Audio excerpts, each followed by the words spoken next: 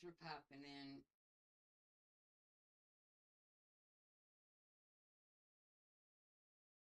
Eleven. Now move. A while back, I was trying to play tennis with one of my best friends, who is a much better tennis player than I am. For some reason in this particular game, I was actually up 30 love. I'm sure he was just as shocked as I was. But he did something that got my attention. Under his breath, barely audible, he said, "Just beat him back, one ball at a time." He was coaching himself. He was grounding himself, resetting himself. Just beat him back, one ball at a time. And that's what he did. I choked. He won the game, the set, the match. How? By leaving the past behind and just moving forward. I watched him do it. I was unable to do anything to stop it. He let go of the frustration.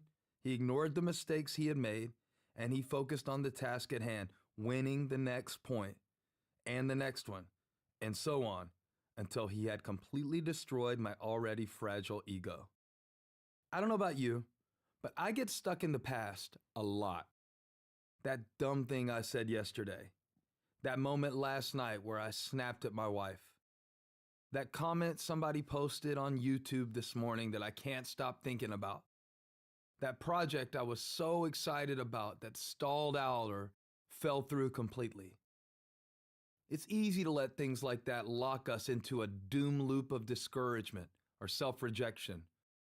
But if we just stand there, stuck in guilt or shame or grief or disappointment, we'll end up forfeiting the game.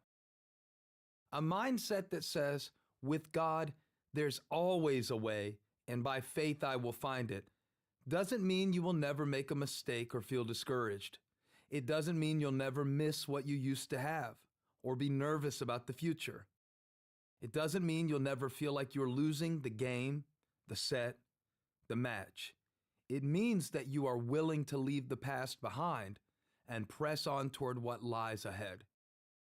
Sometimes it's just as simple as recognizing that you're not actually stuck in that doom loop. You have a choice. You can decide to get up and get going. Within you lies the power to reset, to shift, and to walk toward a better future. I had a moment just the other day where I was trying to correct one of my kids about something, not napkins this time, something different, but it got a little more heated than I intended. Correction. I got a little more heated than I intended. It wasn't terrible. I didn't start cussing or throwing stuff around the room or anything like that, but it shifted the energy in the room, and I thought, oh man, now I ruined the whole morning. But then I stopped myself. I thought, you didn't ruin it, just shift it. After about a minute of working through that particular incident, we shifted, we recovered, and the rest of the morning was good. Now you see how practical this can be? How immediate? It's a choice you make to move forward, even in the smallest interactions and decisions. Victory in life is realized by embracing your capacity to shift, to reset, and to embrace what is next. It happens by taking action, one thought at a time, one prayer at a time, one right choice at a time, one kind word at a time. That's how you beat the enemy back and step into your future. So ask yourself, what does moving forward look like in my situation? What's the next thing, the new thing, the now thing that I need to do? The next word I speak is going to be positive. The next question I ask is going to be curious, not condemning. The next move I make is going to be one with energy. I think sometimes we overestimate the power our past has to hold us back, and we underestimate our freedom to leave those things behind and move forward in faith. We imagine that breaking out of a bad mood, a bad day, or a seemingly unsolvable situation is a major event, But sometimes it's as simple as doing the next right thing. By simple, I don't mean it's always easy. Life is a lot more complicated than a tennis match. It's simple to tell yourself to put the past behind you and look forward. But sometimes doing the next right thing takes all your focus and energy. Then you have to do it again and again and again. But it is possible. You can leave the loss, the regret, the guilt behind. You can press on in faith. You can beat the enemy back one ball at a time. When Israel reached the border of the Promised Land, while they were in a place called the Plains of Moab, God took Moses to the top of a mountain and showed him the land from a distance. The Bible says that after that, Moses died at the age of 120, and God buried him in a place that nobody knew. Now, can you imagine how Israel must have felt as they waited at the foot of that mountain? Moses had already told them God wasn't going to let him lead them into the Promised Land. But I bet they still had a hard time believing he wasn't coming back. After all, he had gone up mountains before and came back, and it was usually for the better. After he climbed Mount Sinai, he came down with his face shining because he had met with God and he gave them the 10 Commandments. Israel needed Moses, or so they thought. Sure, they complained about him a lot, but he'd been their leader for 40 years. Moses was the person who had given them food from heaven and water from a rock. He was the one who spoke to God on their behalf when they had sinned. There was only one Moses. So I'm going to speculate that while they were mourning for Moses, they were also looking for him. I bet they were mobilizing search parties, holding prayer vigils, just hoping to see him come down that mountain one more time. The Bible says the Israelites grieved for Moses in the plains of Moab 30 days until the time of weeping and mourning was over. Deuteronomy 34:8. The normal time for grieving in that culture was a week, but Moses was special. He was legendary. So Israel took a whole month to mourn him. At some point, though, they had to accept the fact that Moses wasn't coming back. Moses was no more. What now? What next? It was a moment of decision. The Promised Land was on the horizon. It was in their future, and they were looking forward to it. But in order to step into what was next, they had to leave behind what had happened. That's not easy. It wasn't easy for them, and it's not easy for us. How long does it take us in seasons of transition to accept that something is never going to be like it once was? Often we keep trying to make things like they were. We get trapped in our memories of the past, reliving something we've lost or had to leave behind, wishing we could go back to those days because they seem so comfortable, so familiar, so secure. It's the good old days syndrome, where you have an idealized view of the past that keeps you from accepting your present reality and stepping into your future calling. If you're going to follow God's way forward, though, which is the way of faith, sometimes you have to leave Moses on the mountain. I've been there. In the last few years, I've been reckoning with some realities in my own life that need to be adjusted because things are changing. The world is shifting, and God is moving. If I stay where I am, I will miss what God wants to do in the place He is calling me to. Letting go of the good old days is the first step in moving forward in faith. Israel's story didn't end in the plains of Moab when Moses went missing. And your story isn't over either. Don't let yourself become stuck in a past that is no more. There are good things coming, but you won't experience them if you can't walk toward them. Sometimes I tell people, don't share your testimony too soon. What I mean is, Don't assume your testimony is complete today, because you might leave out the part God is getting to that you don't know about yet. I think the uncomfortable seasons we go through are kind of like those videos people post where they have to put wait for it or wait till the end, because they know everyone's attention span is about 2 seconds long and they want to make sure they see the good part. Don't give up on your current situation too quickly. Don't call it unimportant, boring, pointless, a waste of time, or a loss. Something is ahead. Something is about to happen that you don't see coming. Wait for it. There's so much more to your story. Don't close your heart. Don't close your mind. Don't stop praying. Don't stop believing. In your life, some of the characters are going to exit. Some conditions are going to change. There will be seasons of loss and grief, but don't let that turn into despair. Don't interpret the death of Moses as the end of a dream. God is making room for what is coming next. Holly was talking to me the other day about a painful relational change she was going through. Someone who had been her friend for nearly 20 years seemed to be shutting her out of their life, almost overnight.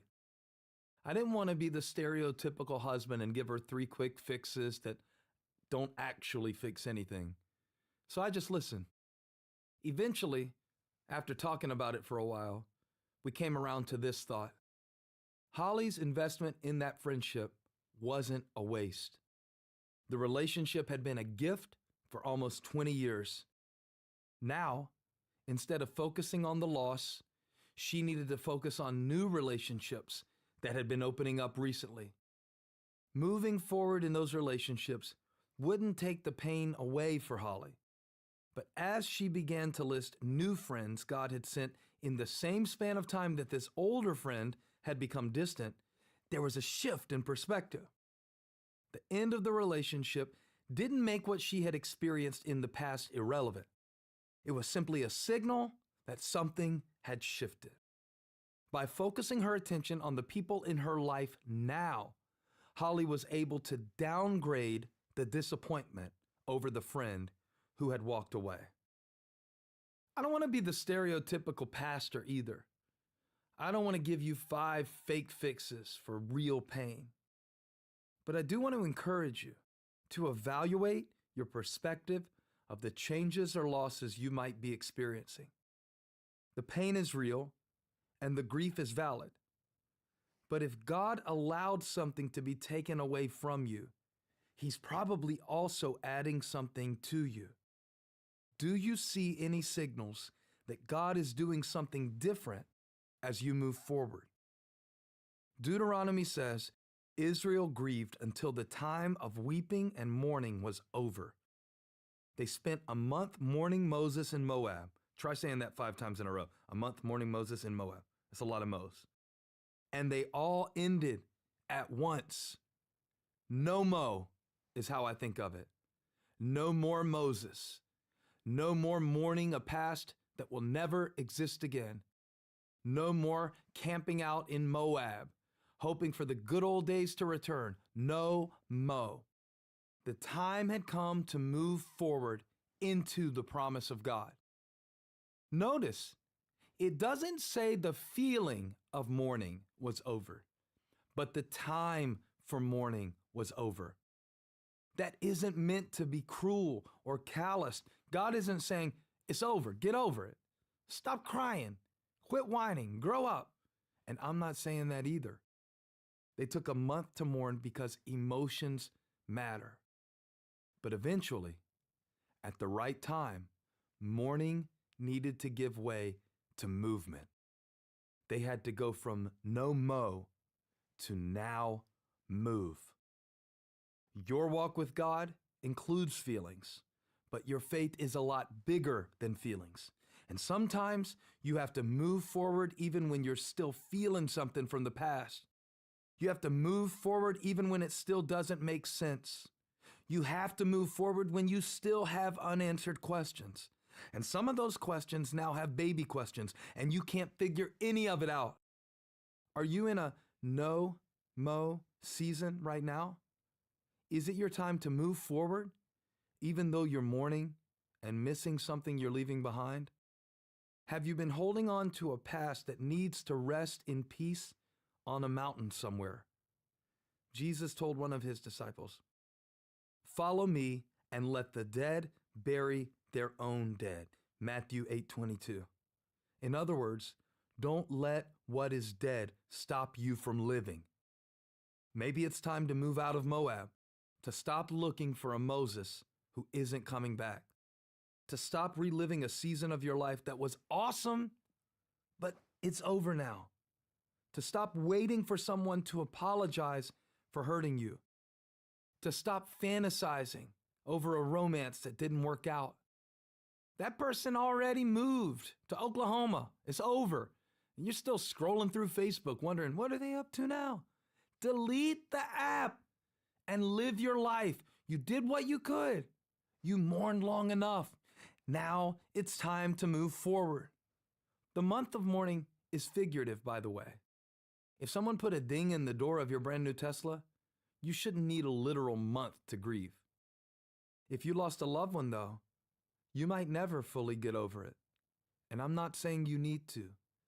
You'll carry the loss forever, although it won't always hurt as badly as it does now. But you can still move forward when the time is right. I love the Bible verse that says, "Weeping may endure for the night, but joy comes in the morning." Psalm 35. We're going forward with our tear-stained faces, forward with our unanswered questions, forward with our unfinished faith, but forward. Now, of course, the story doesn't end with the death of Moses. I already mentioned that.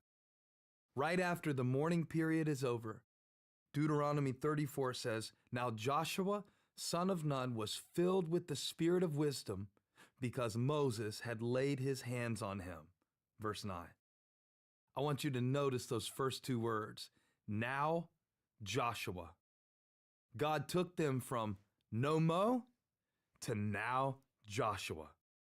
For every no mo in your life, there is a now Joshua that God has been developing. For every no mo that you've grieved over, God is saying, now move forward into the good gift I have for you. When you see no more Moses, God says, now there's a Joshua. When you see an ending, God is already making a new opening. Where you see no way, God says, now watch me make a way. Let me through. Make some space.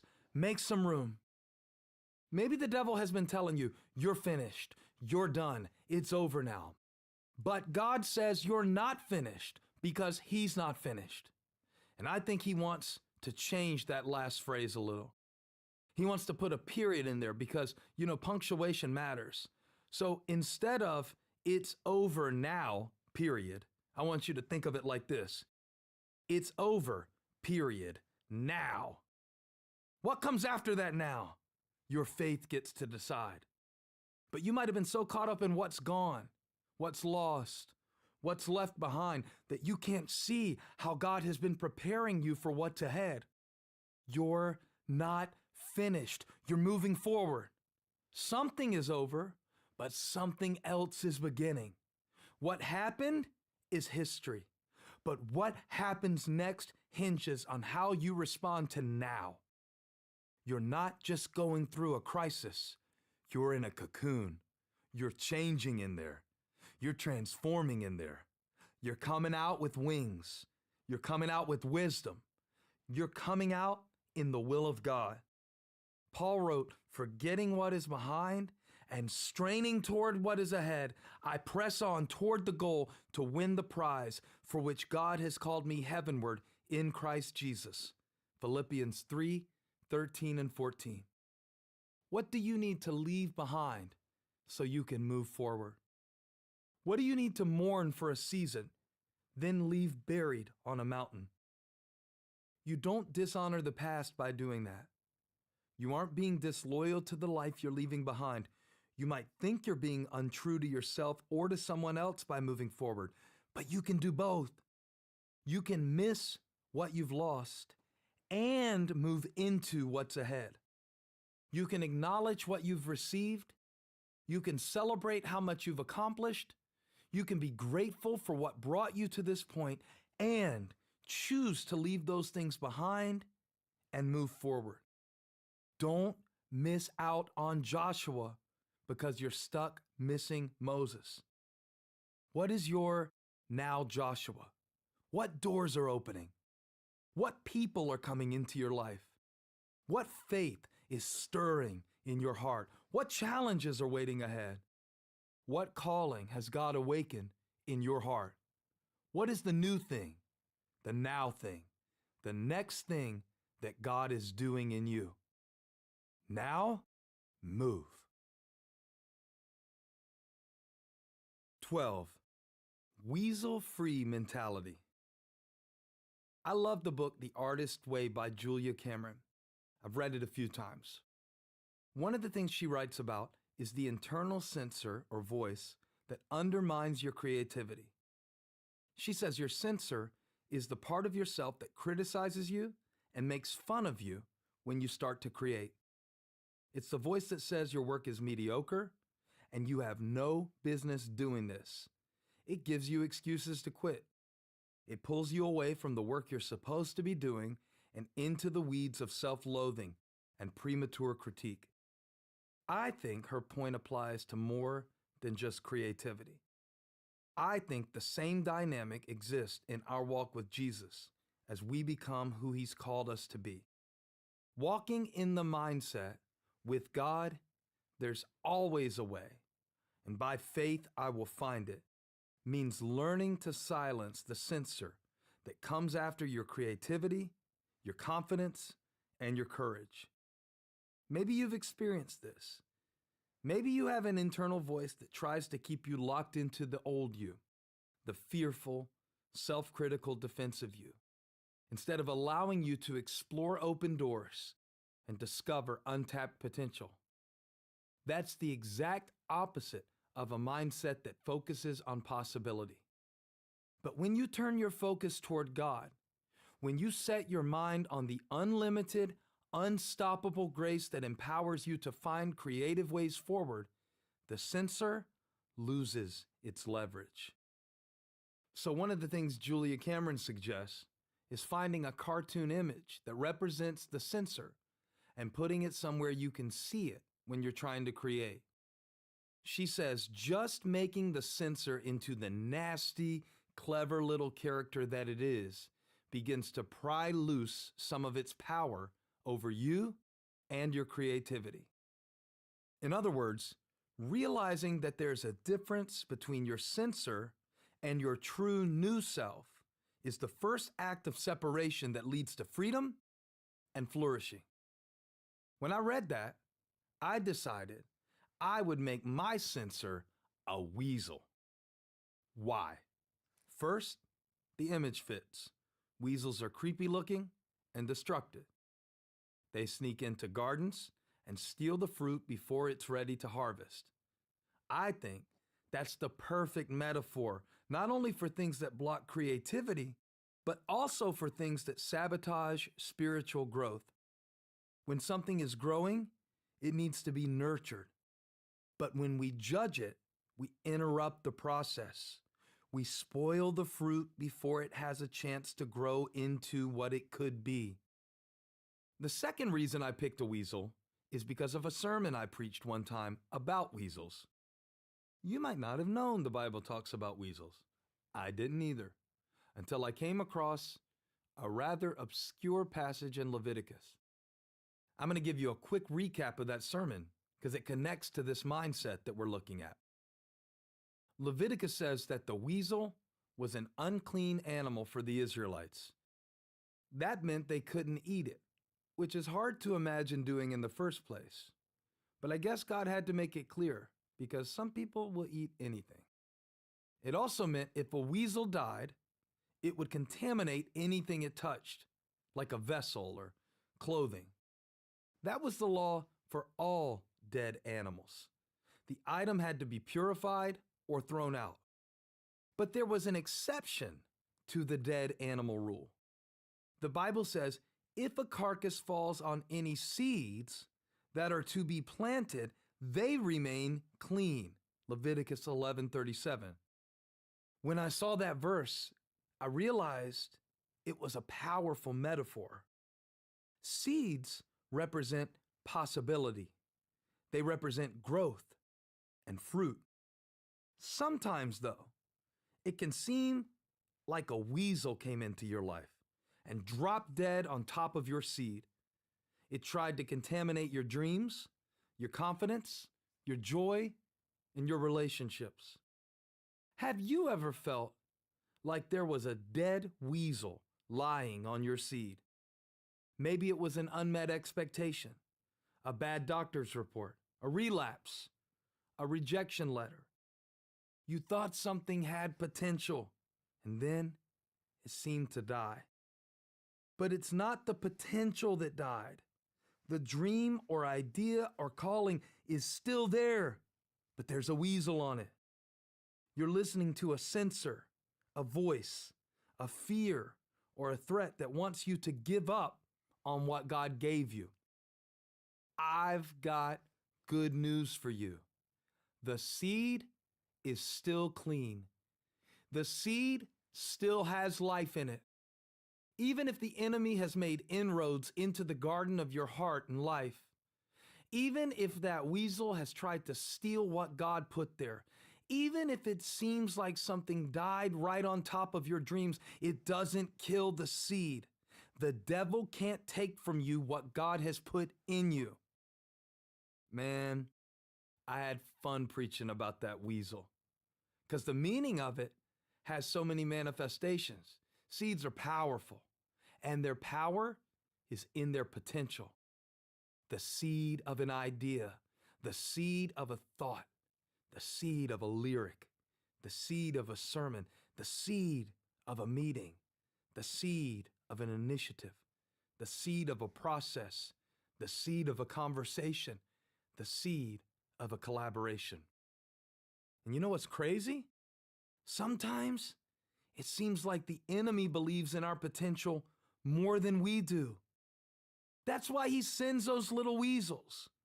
Weasels of worry, weasels of inferiority, weasels that tell you this isn't worth it or you're not worth it. Weasels that say, this isn't working, this is so stupid. Who do you even think you are to attempt that? Weasels that die on your seed and make you think the seed itself is dead. But seeds never die. And weasels always lie. Don't listen to weasels. Don't let weasels into your process. You have to protect your mind, protect your emotions, protect your decisions from weasels that interrupt what is still growing. You have to guard that vulnerable place where you nurture what God is speaking, or even what you think He might be speaking.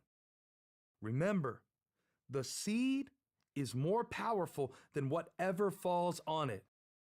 You might feel like a dead weasel is on your seed, but that doesn't change the power in your seed. Don't let a dead thing keep the living thing from becoming what it has the ability to be. That dead thing might be a failure that still haunts you. It might be critical Instagram comments. It might be no Instagram comments at all when you were sure you'd have dozens or hundreds. It may go deeper. It may be a loved one you can never please. It may be a betrayal you were blindsided by. I can't tell you what your weasels are, but I can tell you that there is still life in the seed. Go back to the thoughts, ideas, concepts, and relationships that you left on top of the soil of good intentions and never planted because dead things fell on top of them. There's still life there. There is potential in that seed. The day I named my censor the weasel, I wrote down on a piece of paper, "Weasel free since 2023. I declared it over my heart. I even ordered 2 custom aluminum signs, one for me and one for Elijah to hang up in the places where we usually create. They say weasel-free since 2023. Of course, they have an image of a weasel with a big line through it. What else would I put on the sign? And of course, I am the most creative dad ever. Okay, I accept it. Or maybe I'm the cheesiest, depending on your taste in home decor. But that sign, it makes me smile every time I see it. It reminds me that my imagination belongs to God, that my heart is His garden. On the other hand, sometimes I look at it and think, that's pretty silly. Nobody knows what that means. What kind of grown man makes signs that say weasel free? Notice the irony there. I can be staring at a sign that is meant to criticize my self-critical nature so I can break free from it. Then I start criticizing my critique of my self-criticism. And right now, I'm criticizing that. Welcome to Weasel World. Welcome to my tormented mind. I'm tormented, but I'm trying. Keeping a heart weasel-free is hard work. So whenever I have an idea and I hear weasel words, I say, usually silently, sometimes out loud, get off my seed, weasel. I know it's just an idea. That's all it's supposed to be. It's just a seed. I don't have to decide what to do with it yet. Maybe I'll forget about it. Maybe I'll hang it on my wall. Maybe I'll tattoo it on my arm. Maybe I'll preach about it. I don't have to judge it yet. I can just enjoy it while it grows. I want you to learn how to enjoy things as they grow. Some of the things God speaks to you won't be realized in this stage of life. That's okay. Don't let the weasel destroy the potential. By the way, weasels are not just our inner censors. Even people who mean well can say things that cause us to stop believing in the potential God has put inside of us. Somebody can make an offhand comment like, that's kind of weird. And that can become a weasel that gets into our development process and usurps our uniqueness. But people speak from their own perspectives, from their own biases and emotional filters and spiritual templates. Don't let anyone else's limitation become your insecurity. At the same time, don't be a weasel to other people either. When we're hypercritical of other people's ideas, when we ignore someone's contribution, or when we always interrupt what someone else shares with things we perceive to be better, we don't give the seed a space to breathe. When we don't give people time to process and nurture something, we're being weasels. One time, Paul wrote, I care very little if I'm judged by you or by any human court. Indeed, I do not even judge myself. My conscience is clear, but that does not make me innocent. It is the Lord who judges me. 1 Corinthians 4:3-4. Now let's put this in context. Paul was talking about people who criticized his motives and actions. He wasn't saying he never evaluated his way of life. He said he had a clear conscience.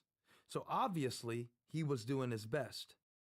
He was saying he didn't let weasels, I know he didn't use that word, but that's what he's talking about. He didn't let weasels prematurely interrupt the process. He didn't let censors discourage him. He wasn't going to second guess everything, defend everything, or attach a disclaimer to everything just to avoid the possibility of being criticized. And he added, therefore, judge nothing before the appointed time.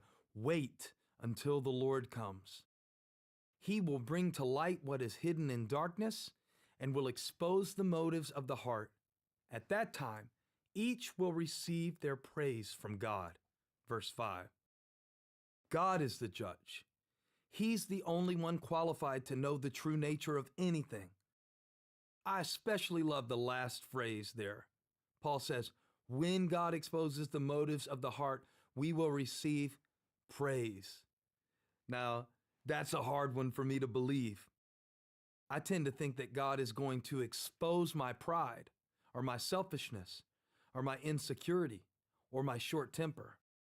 That's not the nature of God, though. He creates a safe space for you to grow and thrive.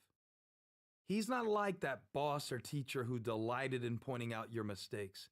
He's not micromanaging you. He's not censoring your creativity. He's not making fun of you when you mess up. He's looking for reasons to praise you, and he finds them everywhere. One of the things I've been learning lately is how to respect and protect the living seed of what God speaks to me. I'm learning to give myself permission to process my ideas rather than interrupting my assessment of the value of something because of a criticism, a doubt, or a sideways comment from someone. That means I'm going to scribble ideas down when I have them, even if they seem silly and I don't plan to show anybody. That means I'm going to sing into my phone and mumble ideas unapologetically because I don't get charged by the minute for recording voice memos.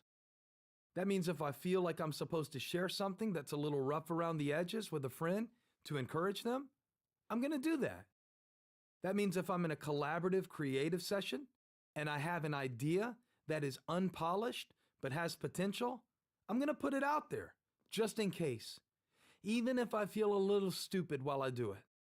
That means I'm going to show up for the important moments in my kids' lives, even if I don't have it all together when I do. That means I'm going to lean into opportunities for love, knowing that they'll be messy and imperfect. As for me and my house, we will be weasel-free. I want to create an atmosphere for my kids where they know it's okay to create something just for the joy of creating it. If it's not hurting anybody, if they're not making meth, go ahead. Be creative. Make something, say something, do something. I want to be the kind of person who doesn't squelch what somebody else is working on or working through, but gives them space to see what their seed can be. How about you? What seeds do you need to redeem? What dreams do you need to reconvene with in this season of your life? Remember, with God, there's always a way. And by faith, you will find it.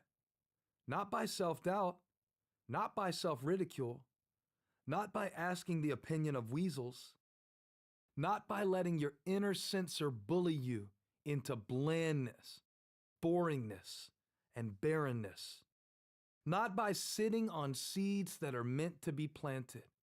You find your way forward by ignoring the inner critic and sowing your seeds in faith. You never know what the seed will produce until you plant it. And you can't plant it until you get the weasel off of it. Declare your heart weasel free and see what your seed can be. 13. What if this succeeds? Recently, I came across a demo version of a song I'd written a long time ago. I played it for Holly. It was about 10 years old, and it was cringe-inducing, to say the least. I started laughing out loud as we were listening, because I couldn't believe we'd even thought it was worth recording at the time. I watched Holly's face, and she looked confused and then a little annoyed. And finally she said, "Why are you playing this?" It was her polite way of begging me to turn it off. But then, about 2 minutes in, we came to one line she recognized, and her facial expression changed. See, even though most of that song ended up on the cutting room floor, there were a few lines that went on to become part of another song that we still sing today, years later. In fact, it's one of the most well-loved songs our church has ever released.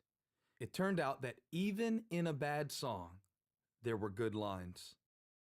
I remember all the writing sessions around that first track. We tried time after time to make it work, to force it to take shape, and every time we failed. It was frustrating. But eventually, those failed attempts produced a beautiful thing that continues to encourage people and point them to God. Buried within something bad were the seeds of something special. Why am I sharing this? Because it's true in so many areas of our lives. Often, the seed of tomorrow's success is hidden within today's failure. Great things rarely come easily. They hardly ever happen on the first try. That's the unsexy truth of the creative process, and it's the reality of life in general. It's true whether you're trying to start a business, learn a sport, take up a hobby, record an album, write a children's book, become an influencer, invent new technology, or anything else that stretches you beyond your current capacity. I read an interview with Tom Waits, the famous singer and songwriter, and he said something very interesting. He said some songs don't want to be recorded. You can't wrestle with them, or you'll only scare them off more. Trying to capture them is trying to trap birds. Some songs come easy, like digging potatoes out of the ground, or gum found under an old table. Some songs are only good to cut up as bait and use to catch other songs. I love the imagery there, and I think it applies to more than just songwriting. The complexity and frustration he expressed are relatable to anybody, because growth isn't a linear process. You don't always go from one successful version of yourself to the next, or from one victorious event to another. Often, like Tom Waits was saying about the songs that are only good for bait, you have to repurpose pieces of your failure to frame your future. Remember, the mentality of the new you says, with God, there's always a way, and by faith I will find it. Exploring possibilities and knocking on doors can feel complex and frustrating. That doesn't mean you're doing it wrong, though. That's what you have to remind yourself. You're trying something new. You're building something step by step, and that's going to feel messy. At first, the thing you're doing, like the song I played for Holly, might seem to suck. You might say, why am I here? Why am I doing this? What's the point of all this? This is embarrassing. But maybe what you think sucks is actually a seed. Maybe your future will be found in your frustration. Maybe it will flow from what you call failures. Maybe your first drafts, your first steps, your first attempts will set something in motion that God will make beautiful in His time. Instead of getting depressed over the inevitable mistakes along the way, why not focus on the possibilities ahead? Why not dream about what could happen? Imagine the people you could impact. Imagine the legacy you could leave. Imagine the quality of life you could enjoy and the satisfaction you could experience. I came across a scripture several years ago that talks about this, and I got obsessed with it. I find it to be mysterious, and yet in its mystery, somehow it's clarifying. Here's what it says. Sow your seed in the morning, and at evening let not your hands be idle, for you do not know which will succeed, whether this or that, or whether both will do equally well. That's Ecclesiastes 11:6. You know, a lot of times, I think we don't initiate the things we hold in our hearts because we're intimidated by this fear-infusing question, what if it fails? Someone once suggested to me, why don't you flip the question? Say to yourself, what if it works? It sounds so simple, but to make that switch changes everything. That's kind of what Solomon is saying in this verse. Flip the question. Don't just sit around wondering if your ideas might work or not. Try this and try that, because maybe one will succeed, or maybe both will succeed. But you won't know until you try. So, sow your seed. The old you might have said, what if this crashes and burns? I better not even try. Or if I do try, I'm going to aim low. I'm going to expect the worst. I'm going to quit at the first sign of resistance. That version of you might have made excuses, led with disclaimers, and written a resignation speech before failure had even happened. The economy's bad, so this probably won't work. There's too much competition, so I doubt I'll succeed. I'm going to try, but I'm not getting my hopes up. That's not the you God sees. That's not the new you. The authentic, faith-filled, possibility-focused you doesn't ask, what if this fails? The new you asks, what if this succeeds? Why not start from that mentality rather than assuming the worst? Why not aim high and risk disappointment rather than aiming low and guaranteeing a life filled with what ifs? Instead of predicting your own failure, say, what if this succeeds beyond my wildest dreams? What if this turns into something I love? What if God plans to take this places I never expected? I wrote something down on a sticky note recently. By the way, I have sticky notes all over my house to keep myself on track because I need the reminders. On this one, I wrote the oh so sad but not so surprising statistics of unsown seeds. 100% of unsown seeds fail to sprout and grow. All right, so it's not the catchiest thing ever written on a sticky note, but the point I was making to myself was that the seeds that are never sown will never succeed. They have a 100% failure rate. The seeds of the words we didn't speak, the seeds of the yeses we couldn't quite commit to, the seeds of the dreams we never dared to verbalize, the seeds of the invitations for collaboration that we never extended because they might end in rejection. The unsurprising statistic of unsown seeds is that every seed you keep in your bag and don't put in the soil of real life will stay dormant. It is potential untapped. It is fruit unrealized.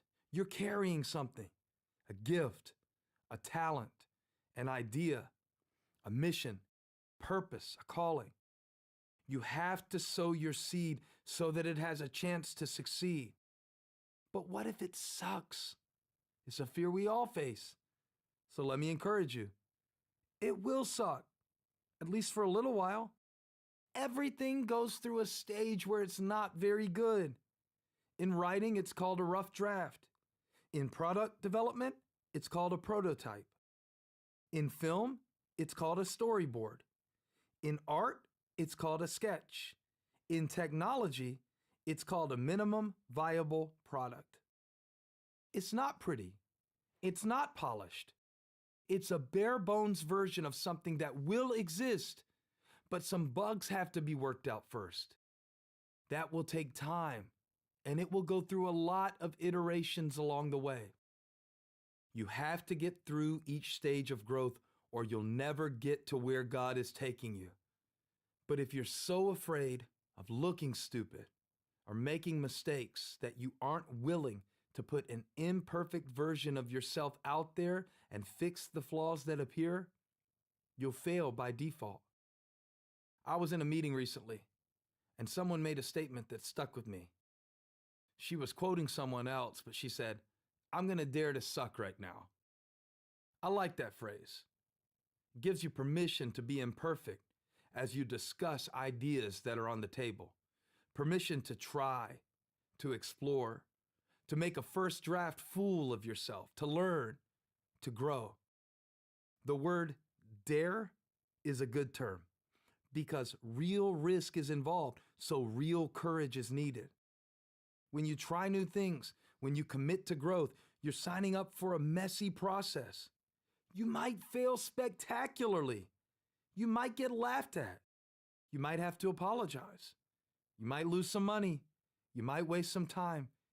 Get used to that. It's called growth. It's called humility. It's called humanity. It's called making peace with your imperfections, because perfection is impossible and overrated anyway. But becoming a fuller version of yourself, that's a beautiful goal. I'm not minimizing the pain inherent in the process. I'm just saying you shouldn't make the pain worse by expecting perfection on the first try. Set the bar high, but don't expect to clear it on the first jump. You have to work up to it. Even if what you try is really bad at first, you might find some seeds in it. You'll get through the initial stage and say, well, all of that was bad, but this right here, this is pretty good. If you move toward what you think God has called you to do, and then realize it's not the right direction, within that failure, you might find the core of the thing that you were actually called to. I'm not saying that mistakes are no big deal. I hate them. I'm a perfectionist by nature, so I have to continually talk myself through this principle I'm sharing right now. Working on the same song in multiple writing sessions, only to end up throwing it out, was frustrating. It wasn't fun. It made me feel like a failure. It made me feel like a hack, in the moment anyway. But when I hear the song that came from it, I don't think about the pain of the process. I don't remember the suffering in the sowing.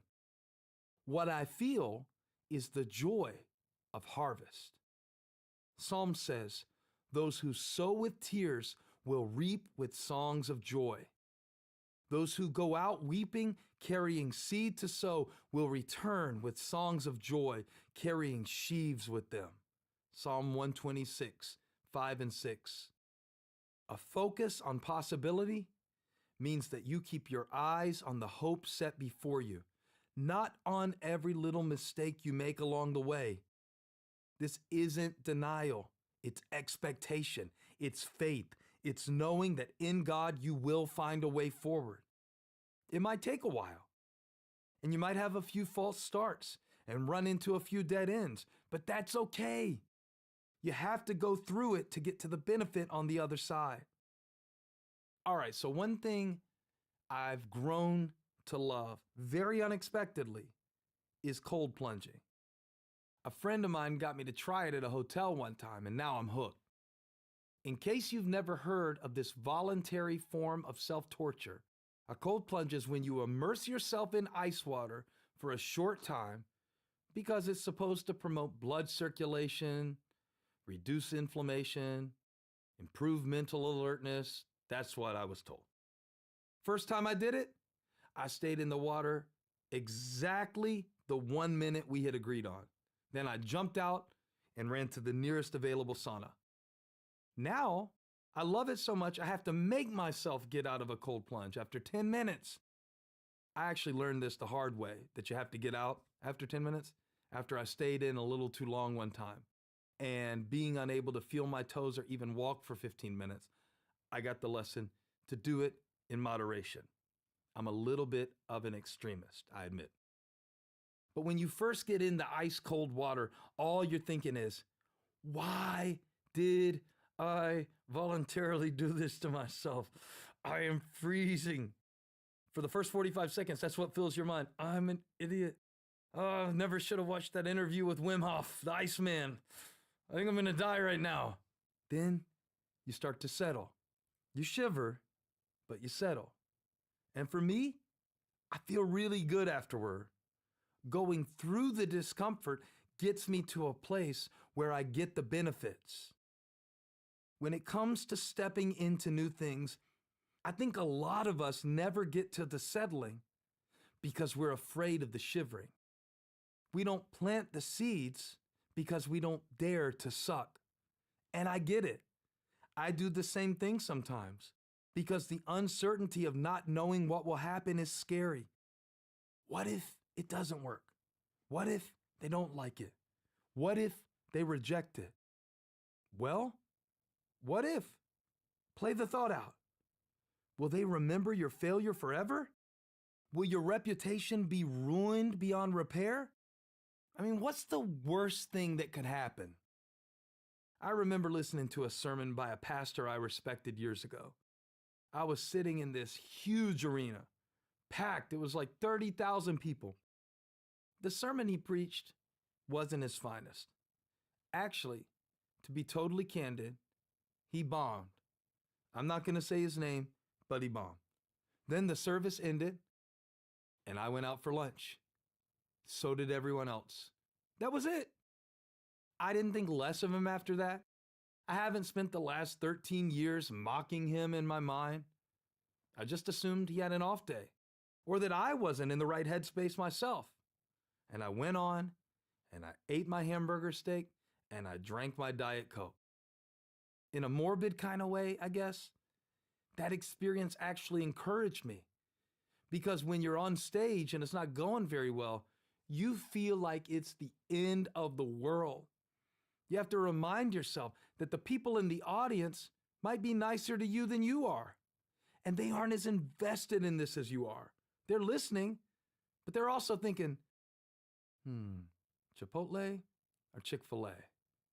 Which one do I feel like today?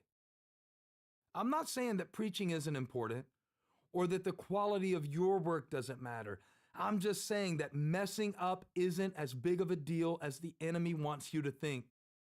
Most people are too busy dealing with their own battles and thinking about their own needs to spend a lot of energy judging you for yours. Plus, some of them are better at showing compassion and mercy to you than you are. And so is God. God is a safe place for you to try and fail.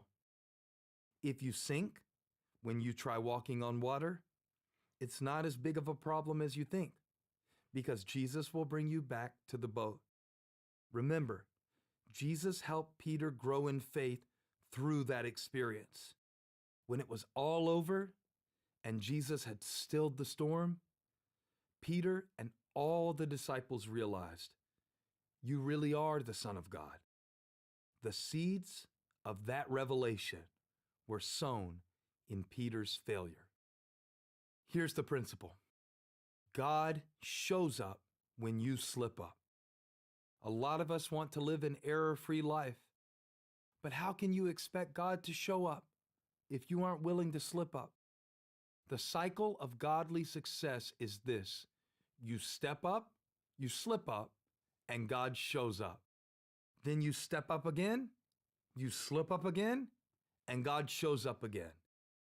And through it all, you grow into the person God knew you would be.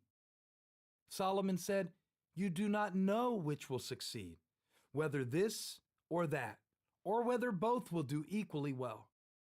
In order to let the seed grow, you have to let go of your need for certainty. You have to be okay with not knowing whether this will work or not.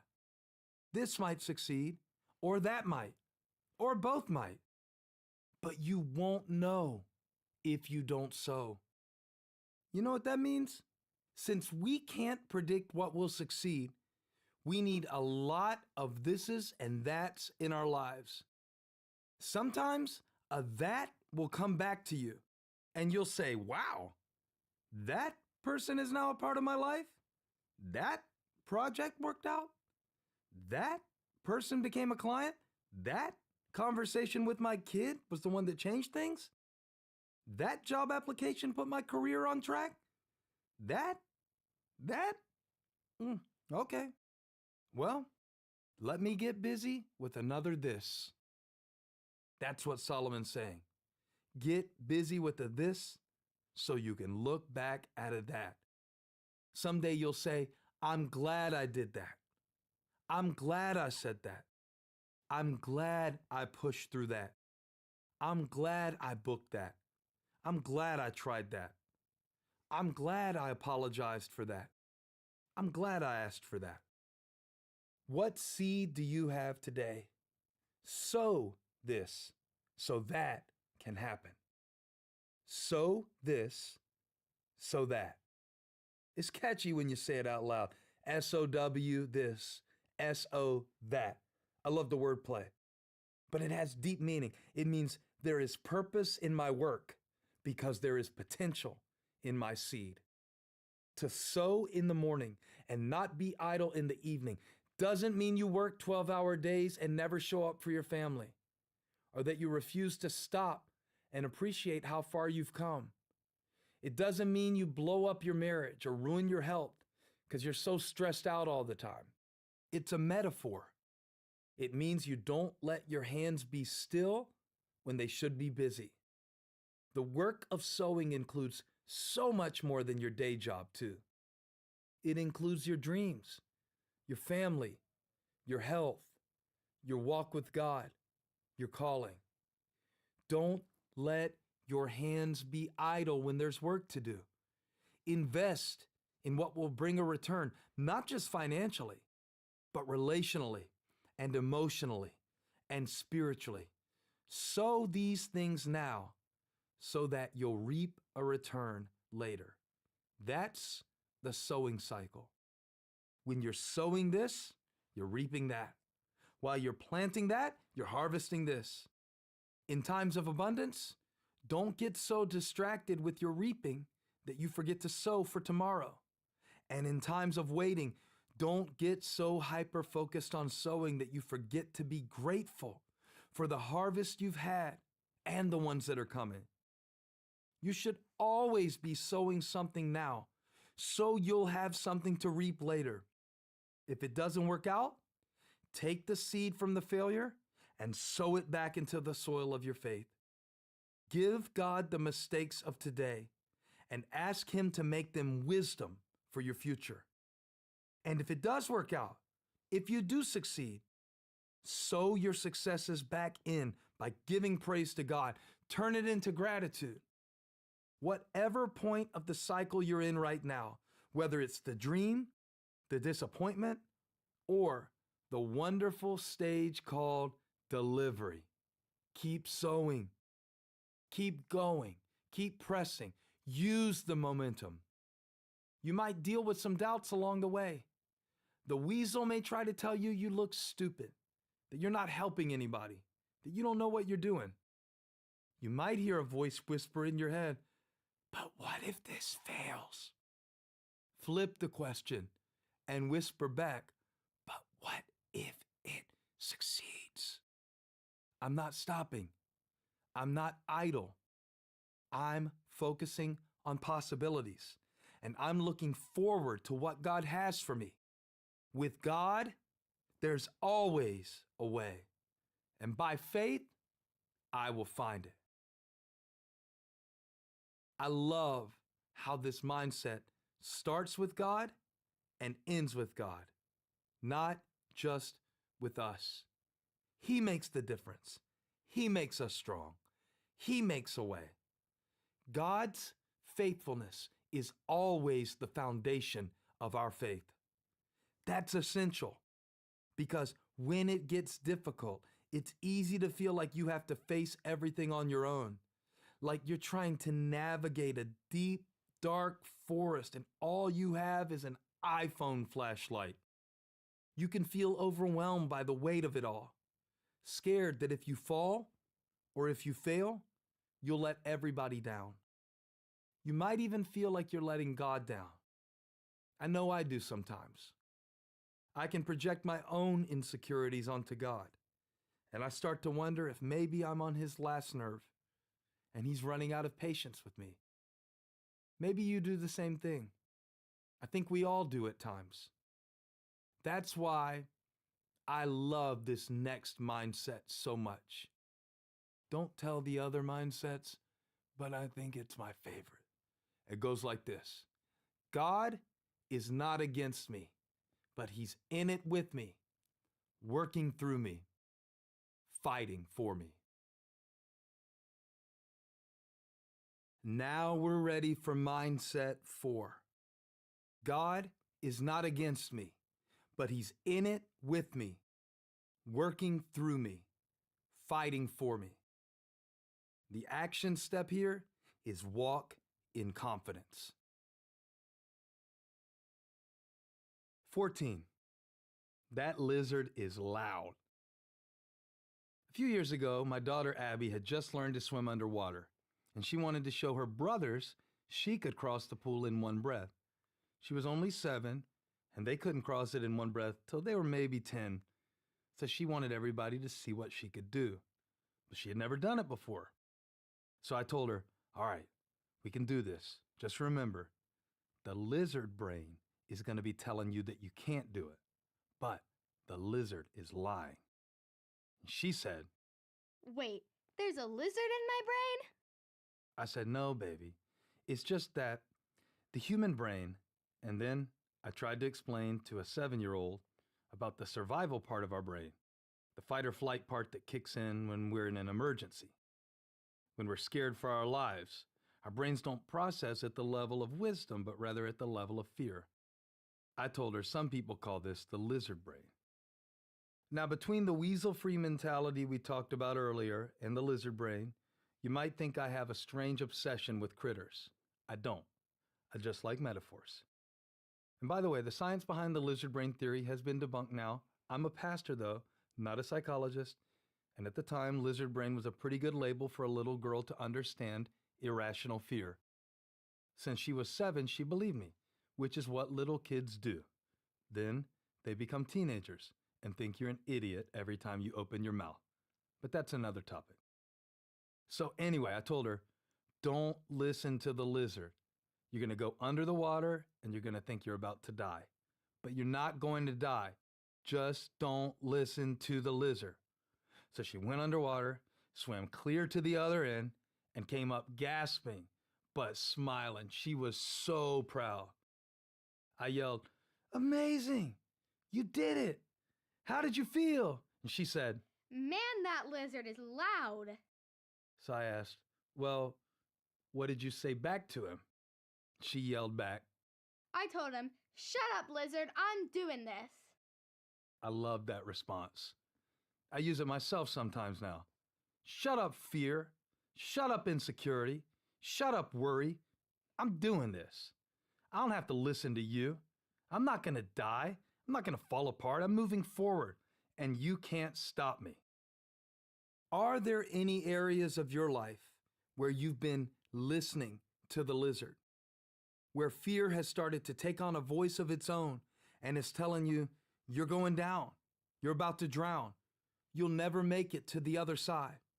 Remember, the lizard is a liar. A lizard brain is the old version you. The new you says, shut up, fear. I'm doing this. I am going to make it. I'm going to live and not die. I'm going to raise my kids. I'm going to make a difference in the world. I'm going to get out of this hole I'm in. I'm going to reach the goal I set. I'm taking my thoughts back. I'm getting my confidence back. I'm sure you've noticed that your mind can escalate things very quickly. In a split second, your emotions can paint a worst-case picture of the future. And your thoughts can go to a dark place, a place that often isn't even real. Then fear and discouragement transport you back to a lesser version of yourself, and you start reacting and responding because you're triggered by trauma. You might be shrinking back from things that aren't even in your life anymore, or because you're imagining 47 terrible hypothetical scenarios.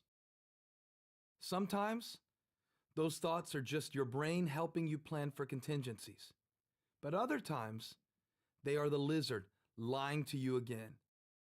It's the old you trying to stage a comeback. You have to learn what that voice sounds like and politely or not politely tell it to shut up, because it's not the voice of God and it doesn't represent what he thinks about you or says about you. So how do you overcome the thoughts of fear, failure, and worst-case scenarios? How do you overcome the thoughts of impending doom and imminent loss? Well, first, you recognize the lizard voice for what it is. It's your fight or flight instinct spiraling out of control. Second, you give your mind something healthier to hold on to. That's where this mindset comes in. Earlier, I called it my favorite mindset. It holds a lot of personal meaning for me. That's why I said that. So I want you to say it out loud if you can. Repeat after me. God is not against me, but he's in it with me, working through me, fighting for me. You have to trust that God wants to work with you. If you don't, how could you possibly be a good parent? How could you run a business?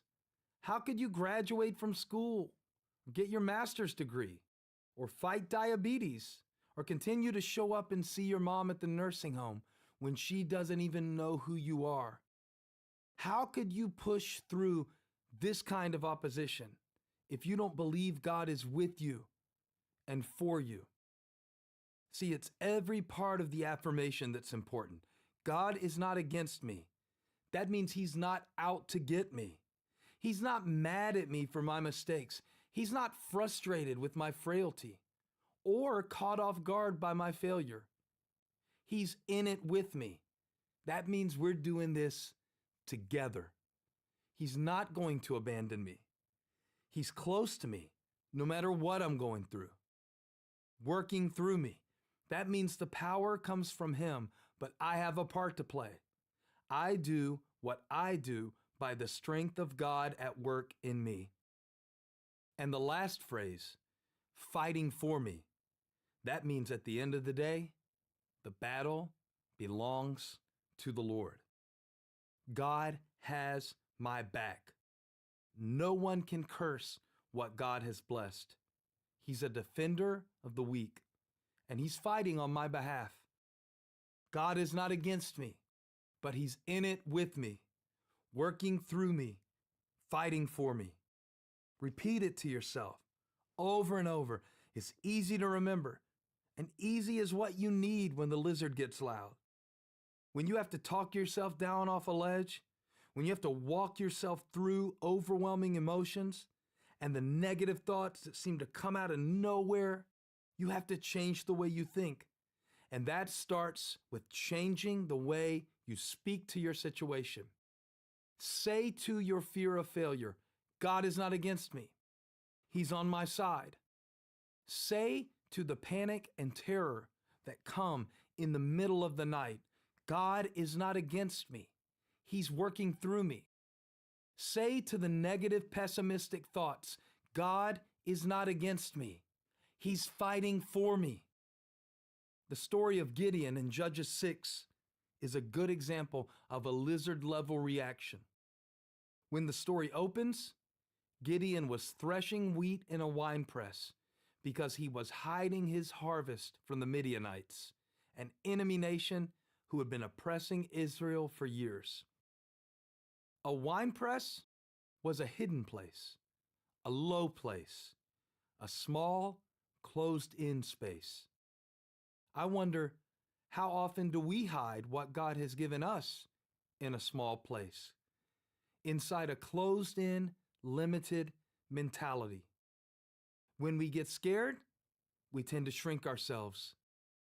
We start running from stuff and hiding from stuff, even if nothing is chasing us, and even when God has made us strong enough for the challenge at hand.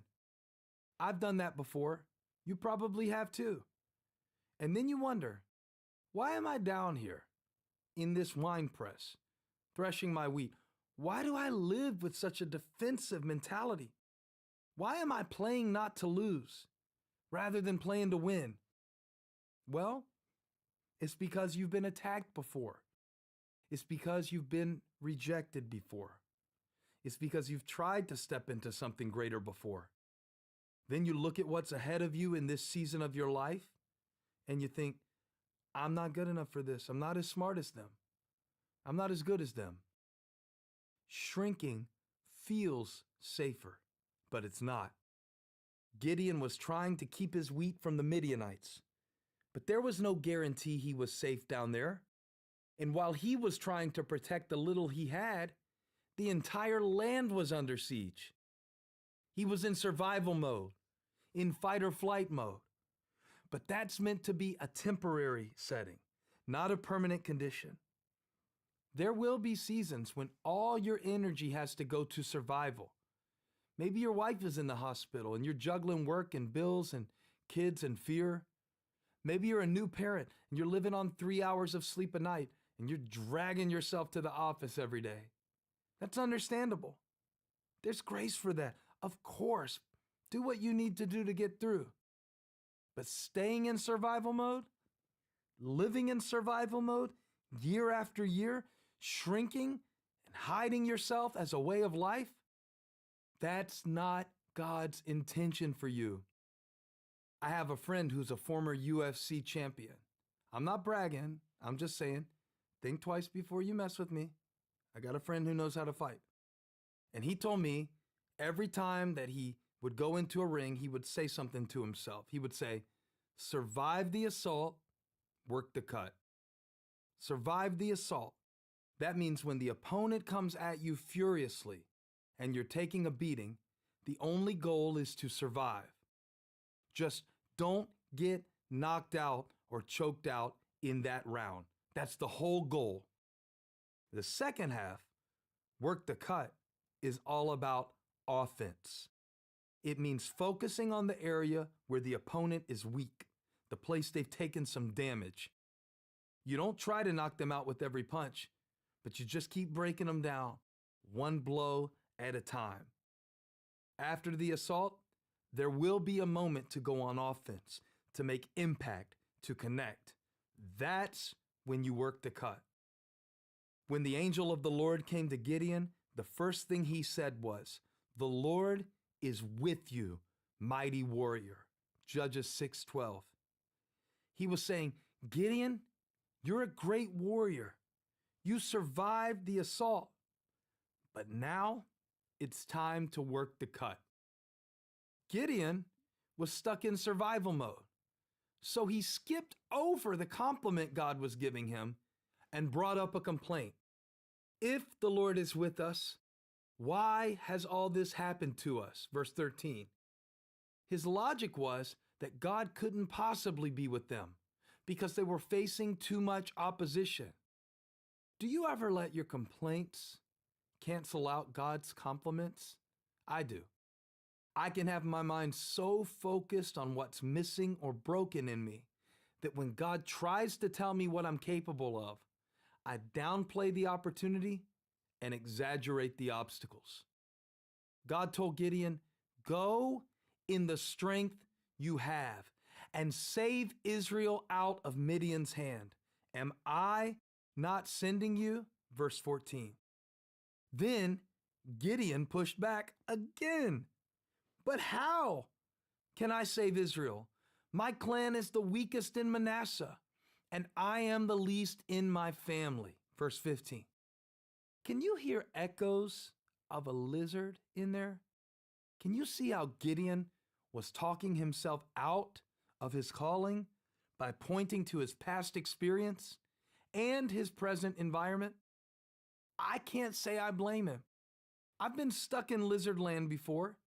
I've had seasons of assault that lasted so long, I almost forgot the time to work the cut was coming. And maybe you've been there too. You might be there right now.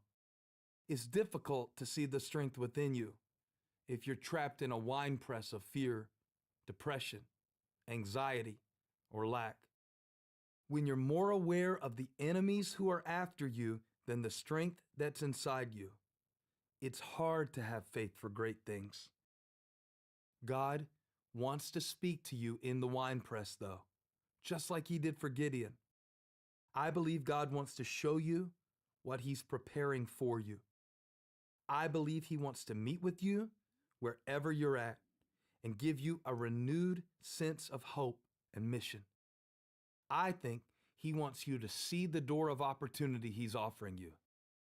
But it's not just God giving you the opportunity. God is asking you to give you the opportunity. What will you do with what he's asking of you?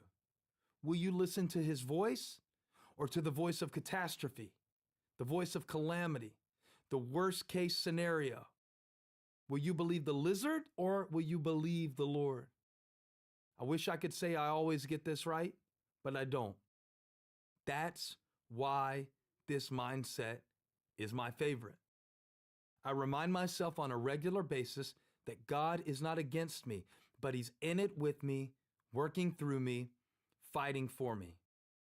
How many times have I had God tell me something in His Word, through His Spirit, or through someone else that He wanted to use to encourage me, but I couldn't receive it because I was hiding in a wine press, because I was overwhelmed by opposition, because I had adopted a victim mentality, because I saw myself as weak, least, and last. Sometimes we get the enemy wrong. We think we're the enemy. All of the weaknesses in our lives, all of the things that are wrong with us, we're embarrassed by them. We think they have to change before God can use us. I need to fix this. I got to fix that. Then I could do what God's asking me to do. If your approach to life is always, what's wrong with me? Where am I off? What do I have to fix before I can be worthy of doing something for God? It will flood you so fast, you won't even be able to focus on what's next. But you will never get to your breakthrough by following the path of blame. Let me tell you something I believe with all my heart. There is nothing wrong with you that can't be worked through. God's calling isn't based on your resources or your resume, but on His knowledge and His power. Remember, Gideon was hiding when God said, "You are a mighty warrior." He was whining in a wine press when God said, "Go in the strength you have." His family and neighbors were worshiping false gods when the true God showed up. Gideon was not a clear choice for a hero commission, not by a long shot. But God chose him, even though He wouldn't have chosen himself. He does the same with you and me. God never confuses who you are with where you're at. You can be in a horrible divorce, but God doesn't see you as being incapable of love. You can be in a terrible funk, but God doesn't see you as being incapable of joy. You could be in a seemingly impossible financial situation, but God doesn't see you as incapable of providing. He doesn't see you according to the state you're in, but according to the strength He has given you.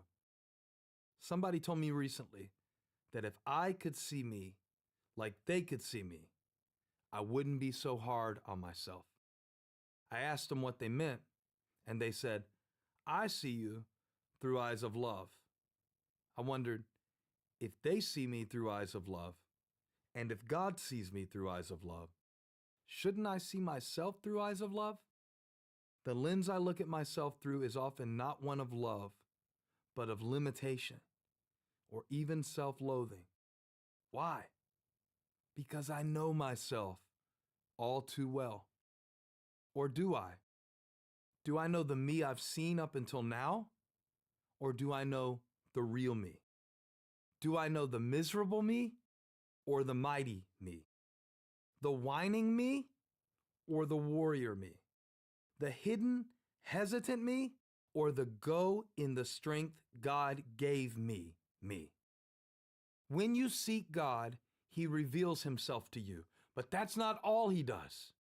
As He reveals Himself to you, He also reveals you to you. Not the old you, not the you you've always known, but the version of you He sees. Then He speaks to your true self. You're a mighty warrior. I see you that way. I made you that way. I put a lot of things in you that you haven't seen yet because you've been hiding from them. But you're about to discover them as you do what I'm calling you to do. Now go in the strength you have. God has spoken it. You've got to go, though. To discover your strength, you have to move forward in response to what God has said. That's where the discovery happens. What other option is there? Hide your strengths? bury your gifts? Deny the true reason you're alive? A while back, my son Elijah was playing Fortnite, and I heard him yelling into his headset, "Bro, stop camping. Stop camping. Come on, bro, that's lame." I asked him what he was yelling about, and he told me a camper is someone who doesn't really play the game. They just hide out and snipe from a distance. They don't engage. They don't take a risk. I wonder, how often does God come calling, only to find me camping? Am I content to stay huddled over my harvest, trying to keep my stuff from getting stolen? To take a few shots from a distance, but never get in the game, never take a risk, never engage to the level of my potential? Remember, it's harder for the enemy to hit a moving target. Let me say that again. It's harder for the enemy to hit a moving target. Often, the answer to the fear you feel isn't to stay still, but to get going. God was telling Gideon, get going. Be a moving target. If the enemy is going to come after you, don't let him find you in the winepress. Let him find you on the field of battle, and then watch what I do through you. I want you to repeat this after me. It may end in failure, but I will not live in fear. That phrase got deep in me one day, and I kept saying it to myself because I found myself in a situation where I was wanting to hide. I was thinking about a lot of my friends who had recently gone through painful seasons of failure. And I started feeling like, what's the point? So many people fail. So many people fall apart. Why even try? And sometimes we hear that we should deny the possibility of failure. But sometimes it's not possible to deny the possibility. So I decided to embrace it so that God can empower me through it. It may end in failure, but I will not live in fear. I know that sounds a little negative on the surface. I don't mean that I'm a failure or that I expect to fail. I just mean, I don't know how my story's gonna go. No one does. I'm sure I'll fail more than a few times, but I'm not gonna live scared. I'm not going to prepay the price of failure by withdrawing into a wine press. If I do take some damage, I want to fail while I'm fighting, not get hit while I'm hiding. I don't know if I'm going to win great victories in every season. I don't know if I'm going to climb up or fall down in any given endeavor. You don't know either. I'm sure there will be a balance of both for all of us. But if God is with us, we have to walk out of the wine press. We won't find out until we step out. If we're going to get attacked by the enemy, let it happen while we're moving towards something that's worth attaining. Haters are going to hate. Critics are going to criticize. Critters are going to crit. I don't even know what that means. Lizards are going to lie. That's what they do. But you don't have to listen to them. They can't overrule what God says about you. For fear to shut up, you have to step up. If God is for you, no demon or devil, lie or lizard, fear or foe can ultimately prevail against you. He's on your side. He's got your back. He's in it with you, working through you, fighting for you. 15. Don't say that. My children have a problem with closing doors. I cannot explain it. I can only observe it and complain about it and resent it. Cupboard doors, pantry doors, the front door, the back door, the garage door, they all stay open until I stomp by and shut them. I hear my mom's voice in my head every time I see one of the doors in the house left open. How she'd be yelling when we were kids, "Shut the door! You trying to cool off the whole neighborhood? You're letting the cold air out and you're letting the flies in." I was walking through our house the other day, closing one door after another. As we've already established with the napkins, I can be a bit petty. So while I was slamming doors shut, I was giving a little speech under my breath. "That's fine. It's fine. I'll just be the official door closer around here. Not like I got anything better to do. Not like I work all day or pastor a church or anything. I love to follow y'all around and close all the doors so the dumb dog y'all made me buy you doesn't get out and get hit by a car. It's exactly what I want to do with my day. Just close the doors behind you." Suddenly, a thought went through my mind. Maybe it was God speaking. Maybe it was my better nature, but it was just a simple metaphor. The thought was, I wonder what would happen if I were this concerned about what I let into my heart. What if I were this concerned over what I let out of my mouth? Here I am so worried about letting flies in, but I let fear in all the time. I'm so worried about letting the cool air out, but I let negativity out. I let gossip out. I let anger out, and I don't even think twice about it. It didn't stop me from being irritated, and I still kept slamming the door shut a little harder than I needed to. But it did make me think. I remember the verse that says, "Above all else, guard your heart, for everything you do flows from it." Proverbs 4:23. You know, if we aren't careful, we can let all kinds of things get into our hearts. We can let bad news take us into a spiral of doom and despair. We can let a minor setback in how we planned our day throw us into a state of emotional urgency. We can let a slight offense turn into feelings of total rejection. With just a thought or two, we let faith leak out and we let fear come in. We lose our confidence because we lose control of our internal confession. Now, I'm not saying to lie about what's happening around you. I'm not saying to pretend everything is fine if it's not. What I'm saying is, don't leave the door wide open to negativity and doubt. When bad news comes, tell yourself, yes, this is bad. Yes, this sucks. But shift and say, God is in it with me. He's still working through me, and he's going to fight for me. When God called Jeremiah to be a prophet, Jeremiah didn't believe he was capable of stepping into destiny. He was too discouraged by his pessimistic self-assessment to trust God's vision for him. So he said, "Alas, sovereign Lord, I do not know how to speak. I am too young." Jeremiah 1:6. I'm sure if you have small kids, or teenagers actually, you've heard responses like these 1,000 times. "I can't. It's too hard. I don't know how. I'm too little." Kids can build entire worlds online, but they can't figure out how to mop the floor.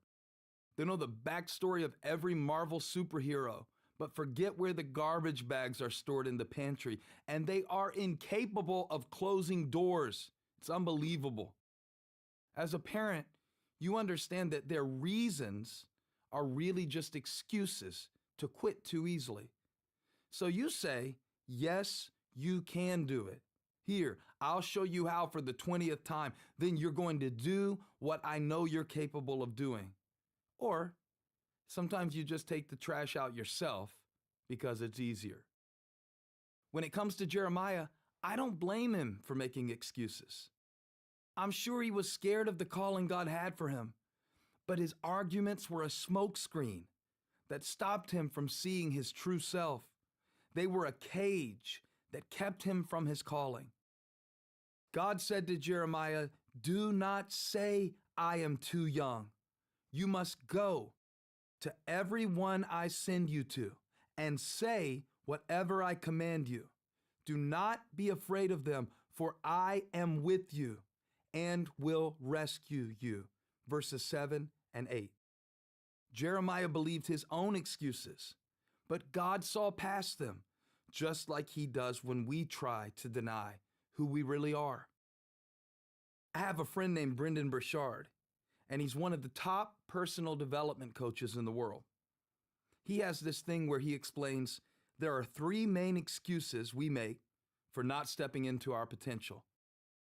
I don't have it, I don't know how, I'm not like them. You recognize any of those? Jeremiah's arguments fit into all 3 of those categories. I don't have the skill. I don't have the clout. I don't know how to speak well. I'm not like the other prophets, the real prophets people would respect. I'm too young and too inexperienced. He assumed his own failure so he wouldn't have to risk actually experiencing it. Have you ever done that? I've done that. I've done that about 5 times already today. That's a good day. No sooner does a good idea pop into my head than 4 other thoughts appear to tell me why it won't work and how unqualified I am to carry it out anyway. I find myself using these 3 phrases or something like them far more often than I should. And I wonder if you might too. They don't sound like excuses when you say them. They sound like logic, at least to you and me. But God knows they are excuses. And he says, yes, you can do it. Here, I'll show you how for the 20th time. Then you're going to do what I know you're capable of doing. I want us to look at these excuses in more detail because they're so common and so subtle. First, we might say, I don't have it. When you say that, you're often talking about a lack of resources. You don't have the money to send your kid to college. You don't have the time or the capital to start that side project that you've always dreamed about. To your old self, the version of you that operated out of lack, I don't have it, would probably have been enough to make you give up and go home. The new you comes from a place of abundance, though. Remember, we come from abundance. You don't give up just because you don't have enough. You say, I don't have enough now, but I'll have it when I need it. So I'm going to take the first step. And the God who supplies all my needs according to his riches in glory is with me. Christ is in me. I am enough. All of these mindsets work together. Now, the second excuse, I don't know how, this excuse uses lack of knowledge, skill, or experience to keep you from attempting things that are outside your comfort zone. You don't have the right degree to apply for the job. You never played that sport before. You aren't good with technology. But why should ignorance or inexperience get the final word in your life? You've been learning since the day you were born, and you'll keep learning until the day you die. And since we live in the age of Google, YouTube, podcast, audiobooks, I don't know how is more likely to be a cover-up for fear or laziness than a genuine roadblock. The other day, I was asking my friend if he would ever consider learning to play guitar because he loves guitar so much. He said, no way. At this stage of my life, I'm too old to suck at something. He didn't want to get started because he didn't want to face the moments of failure that go with learning something new. The old way of doing you might have accepted the I don't know how excuse, but the new you looks at failure, mistakes, and starting points differently. The new you is willing to learn along the way, even if that means being embarrassed or changing your mind about some things as you grow. It comes from abundance, choosing to see new paths as opportunities for growth, not failures waiting to happen. Finally, the third excuse we fall for, I'm not like them. This is about comparison. It's driven by a feeling of inadequacy, the infamous imposter syndrome. that causes you to disqualify yourself because you think others are something you're not. Again, though, that's the old you. The new you knows that the unique way God made you is part of the reason He chose you. The new you says, my difference is my strength. I don't have to hide or change. God is calling me to walk in my strengths, not hide because of my weaknesses. He made me who I am for a reason. He put me here for such a time as this. Besides, when you say, I'm not like them, what you mean is, I'm not like the version of them I imagine based on the impression I get from them. Most people are just projecting the parts of themselves they want you to see. Don't allow your impression of someone else to become your insecurity about yourself. You don't really know them. They have their own share of weaknesses that would cause them to envy your strengths. I want to point out again, Jeremiah's response to God shows all three of these excuses because Jeremiah was just as human as you and I, and he was painfully aware of what he lacked. You know, it's interesting to me that it wasn't until after Jeremiah listed out his excuses that God gave him what he needed. Jeremiah wrote, "Then the Lord reached out his hand and touched my mouth and said to me, I have put my words in your mouth." That's verse 9. Man, you have to feel for Jeremiah, right? If God's words were already in his mouth, Jeremiah probably wouldn't have said, "Sorry, God, I can't do it. I can't speak for you." When he said he didn't know how to speak, that was true at the moment he said it.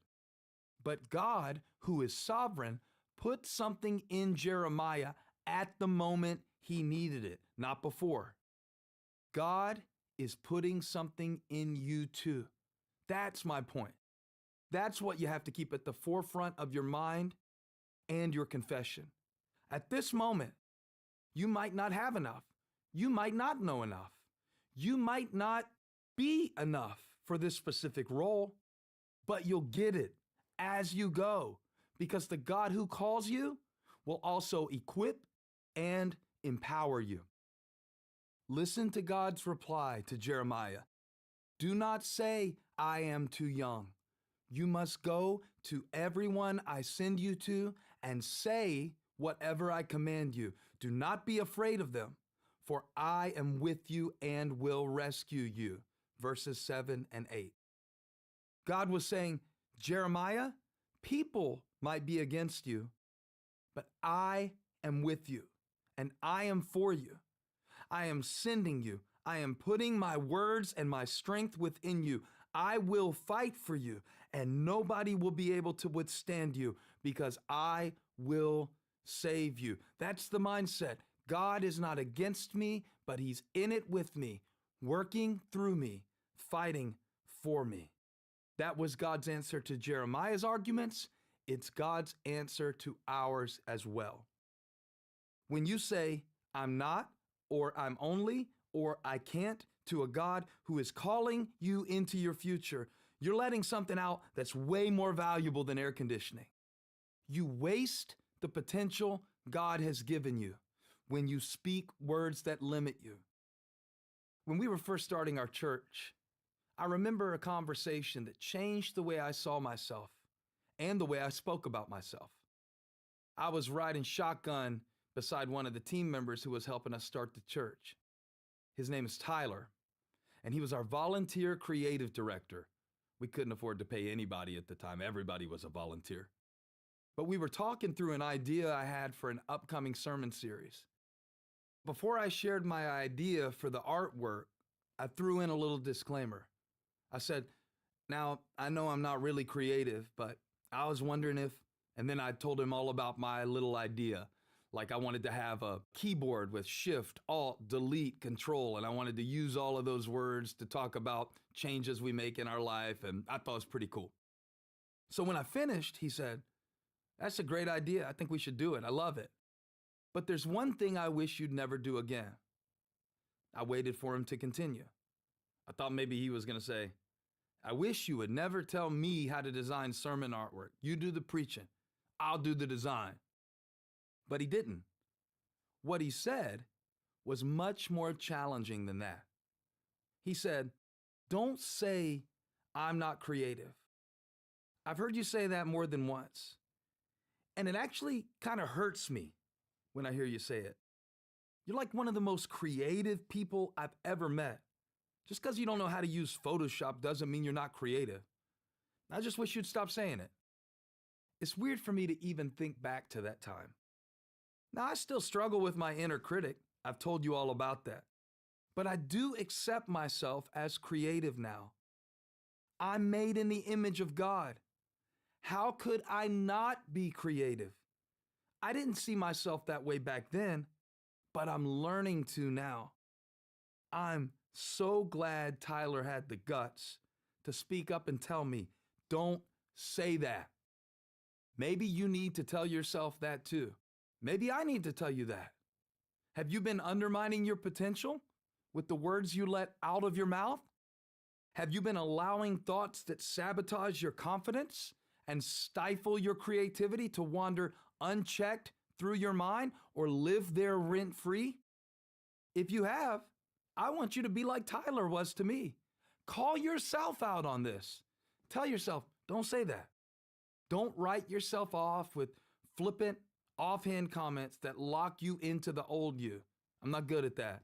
I could never do that. I'm not, I can't, I won't. We've been through these so many times, haven't we? Because they keep coming.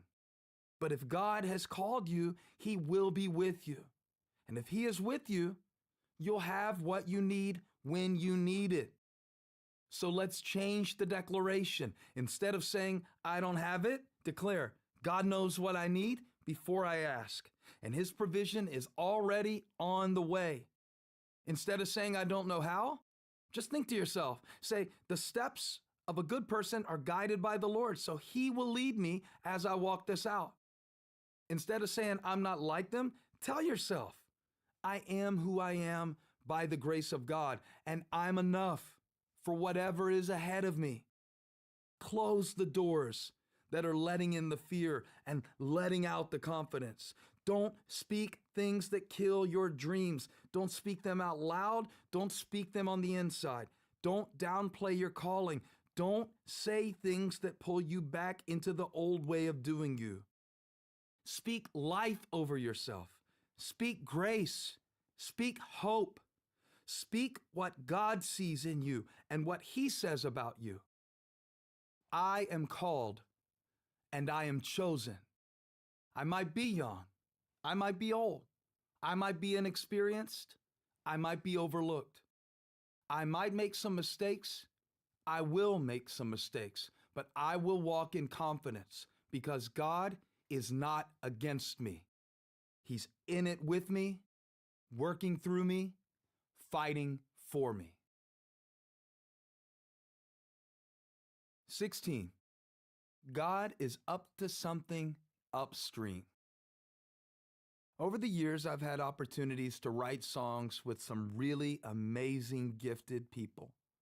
One of my favorite people to write songs with is my friend Brandon Lake. He lives near Charleston, South Carolina, which is about 3.5 hours away from me in Charlotte, North Carolina. We were writing songs one day and we took a lunch break, and he leaned over and said to me, I've never told you this before, but about 12 years ago, when I was 18 years old, I emailed Elevation Church. I didn't know who to send it to, but I just looked up a name on the website and I asked if I could come learn about songwriting. I got a reply from somebody that said, nope, sorry, we don't have a program like that. So I kind of gave up on it, but I never forgot about it. And now, here we are at Elevation, writing songs together. I didn't know that part of Brandon's story, but it got me thinking. I remembered one time years ago, I was sitting in my office making chord charts because we didn't have a full-time worship leader. We were a young church, but we were large enough that I was managing way too much. I was stretched way too thin to be making chord charts and doing the technical details. I remember I was feeling so overwhelmed, and I asked God, who he was going to send to help me. It was early in our ministry, but I did feel like God had put a promise in my heart. I felt we were supposed to write and produce and release worship songs and albums that were going to go around the world. But there I was, hunched over my laptop. It didn't seem like we were anywhere close to touching the world. Since that time, God has brought an amazing team.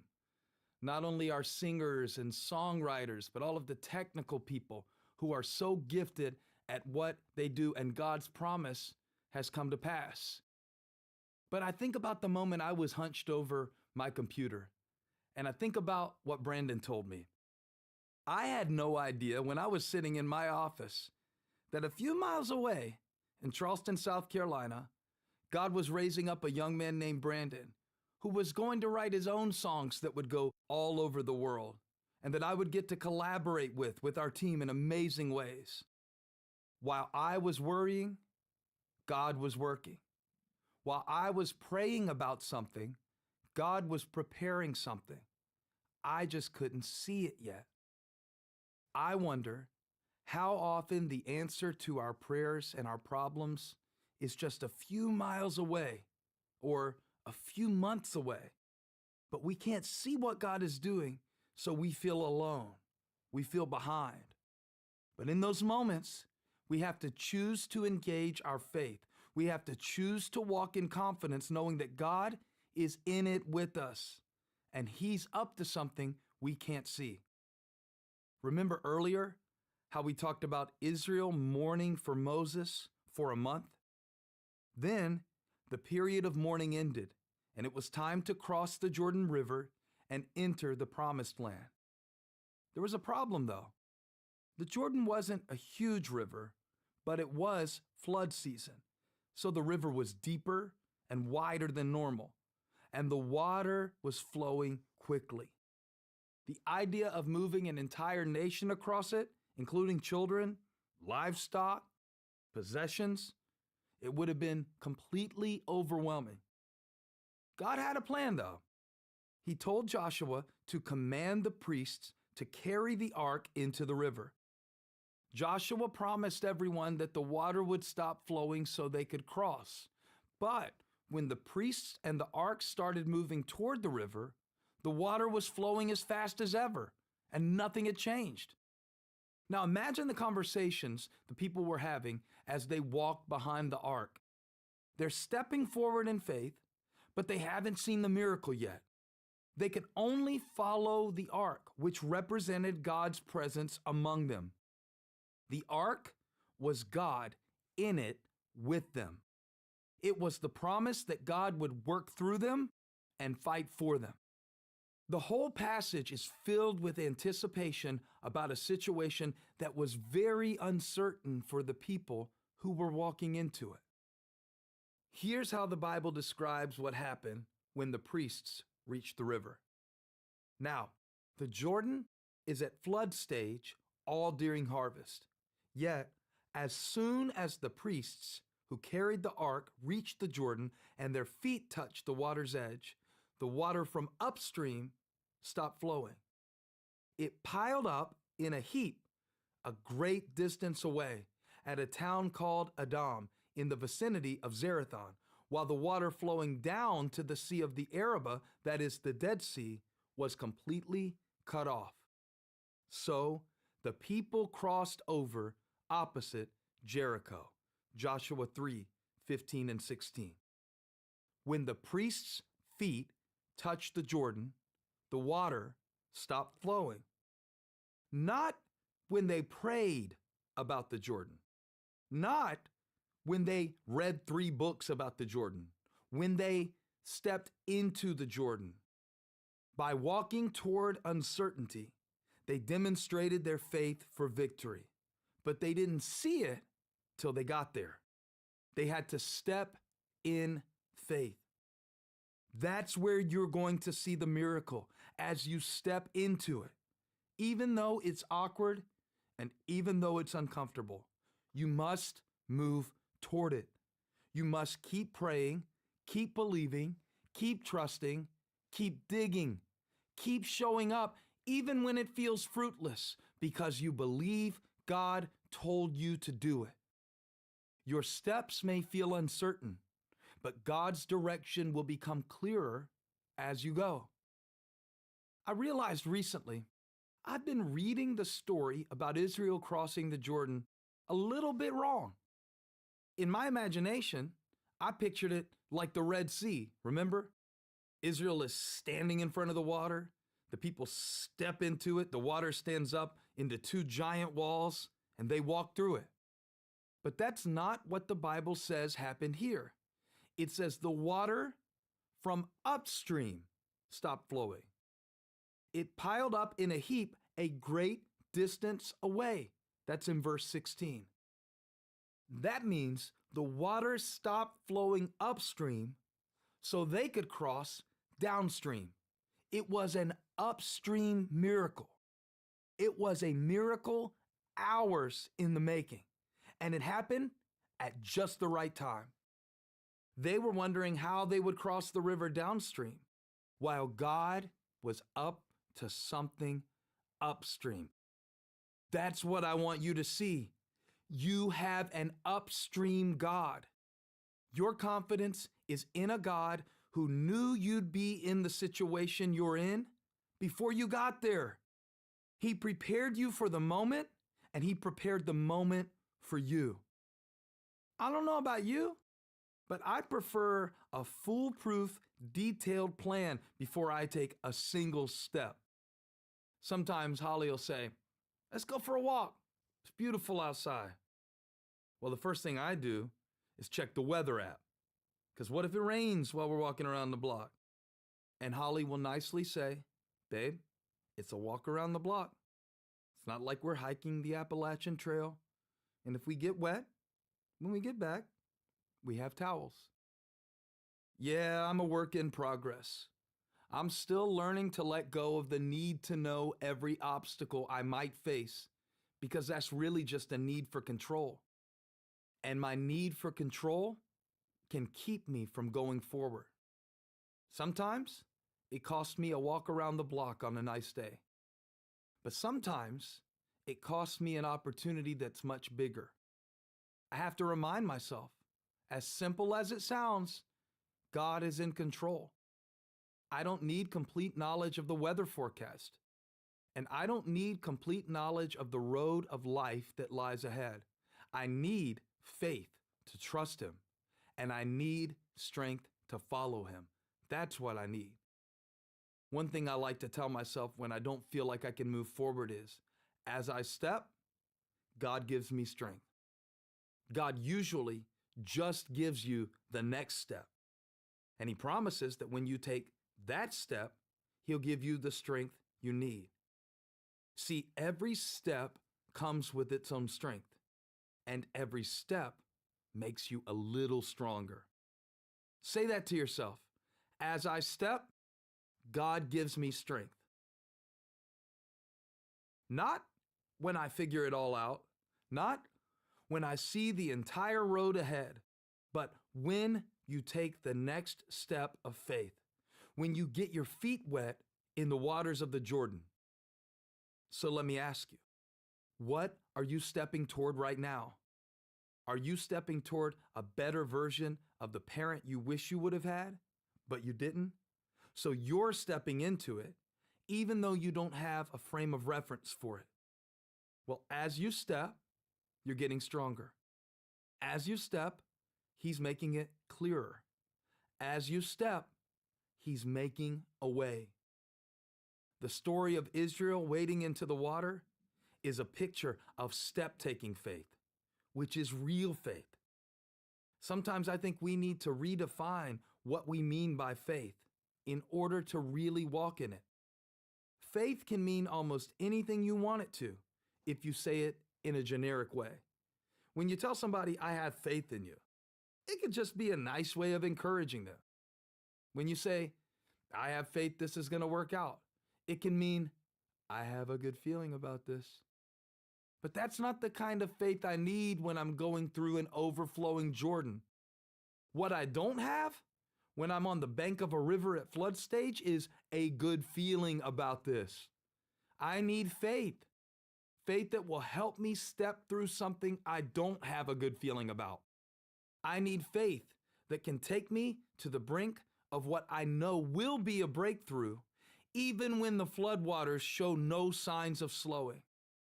I need faith to help me step into difficult situations when I don't see how God could possibly work all things together for good. The good news of the gospel is that this faith doesn't come from us. The faith we have in God was given to us by God.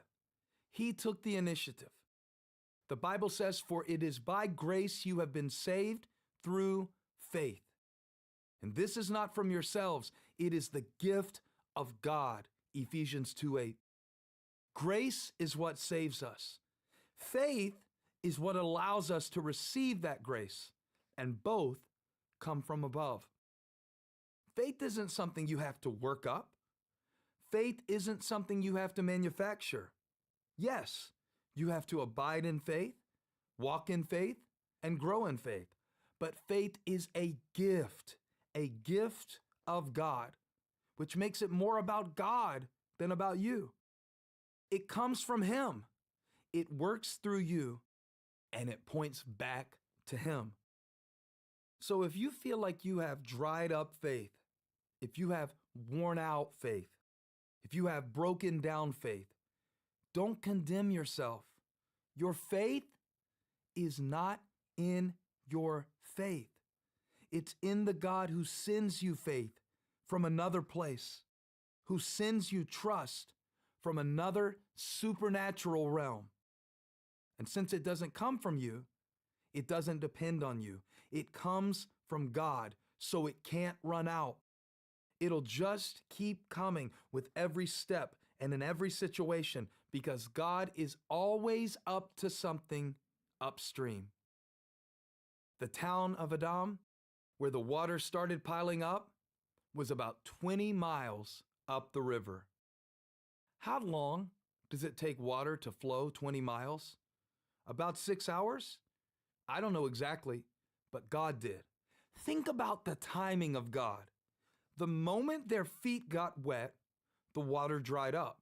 But in order for the water to stop where they were at, it had to have been cut off upstream long before they got there. God got to Adam 6 hours earlier than Israel got to the Jordan. God said, "Hey, Jordan River, I'm going to need you to stop right now because in 6 hours, the priest's feet are going to hit the water. In 6 hours, they're going to be on the brink of the promise I made to Abraham over 400 years ago." Israel had no way of knowing what was happening upstream. Nobody in Adam was texting them saying, "Hey, all the water's been piling up in a heap here, so y'all get ready to cross because the Jordan's going to dry up downstream any minute now." They couldn't plan it in their own minds. They could only step into it at the instruction of God. I know it's tempting to wait until you get a good feeling before you obey God. We want God to show us on paper, on a spreadsheet, how everything's going to work out, and then we can trust Him. We expect Him to take a certain desire away from us, and then we'll walk in freedom. But the nature of faith is the ability to believe that God is up to something upstream where we can't see. And the key for us to experience that is to walk toward the thing that stands between us and what God has called us to. This might look like walking toward freedom, walking toward recovery, service, purpose, discipline, restoration, a relationship.